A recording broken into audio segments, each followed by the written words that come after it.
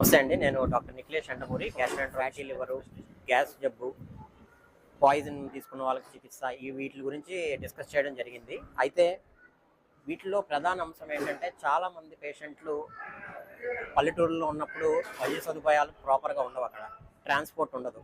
So కొన్ని కండిషన్స్లో ఎర్లీగా చేసే ట్రీట్మెంట్ వల్ల తర్వాత వచ్చే డేంజర్ని మనం ఆపడం జరుగుతుంది. ఎగ్జాంపుల్, పాయిజన్ కేసు ఉంది. ఎర్లీగా మనం స్టమక్ వాష్ ఇచ్చినట్లయితే పేషెంట్ ఈజీగా కాపాడచ్చు.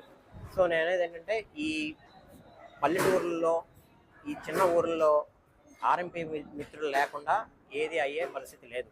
సో వాళ్ళకి ఏంటంటే ఫస్ట్ ఎయిడ్ అంటే ఏ కండిషన్ అయినా కానీ ఇనీషియల్గా ట్రీట్మెంట్ ఇస్తే పేషెంట్స్ లైఫ్ అనేది సేవ్ చేయడం జరుగుతుంది. సో గవర్నమెంట్కి నా విజ్ఞప్తి ఏంటంటే, ఏదైనా కానీ గ్రాస్ రూట్ లెవెల్ నుంచే మనం డెవలప్ చేయాలి. సో ఆర్ఎంపీ పిఎంపీ మిత్రులు సహకారం లేకుండా ఇది జరగడం కష్టం. సో ఆర్ఎంపీ పిఎంపీ మిత్రులకు కొంచెం ప్రాపర్ ట్రైనింగ్ ఇప్పించి, వాళ్ళకి ప్రాపర్ లైసెన్స్ ఇప్పించి, ఎనీ ఎమర్జెన్సీ కేసుని ఇనీషియల్ ఫ్యూ అవర్స్లో కనుక కొంచెం మేనేజ్ చేసి తర్వాత హాస్పిటల్కి తీసుకొస్తే చాలా వరకు లైఫ్స్ని సేవ్ చేయొచ్చు. సో గవర్నమెంట్కి విజ్ఞప్తి ఏంటంటే, దయచేసి ఆర్ఎంపీలని సహకరించండి, వాళ్ళకి ప్రాపర్ ట్రైనింగ్ ఇప్పించండి, వాళ్ళకి లైసెన్స్ ఇప్పించండి.